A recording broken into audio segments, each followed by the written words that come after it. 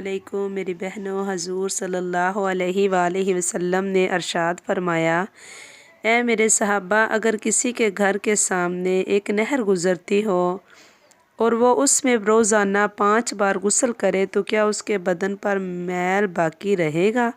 صحابہ کرام نے عرض کیا، یا رسول اللہ صلی اللہ علیہ وآلہ وسلم، جو شخص 5 بار نہائے گا اس کے جسم پر بلا میل کیسے رہے گا؟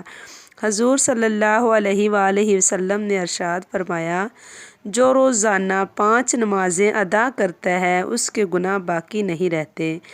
ہمیں غور کرنا چاہیے کہ ہم جب 5 نمازیں ادا کرے گی تو ساتھ ساتھ گناہ بھی مٹتے جائیں گے اور اللہ کی رحمت بھی ہوگی۔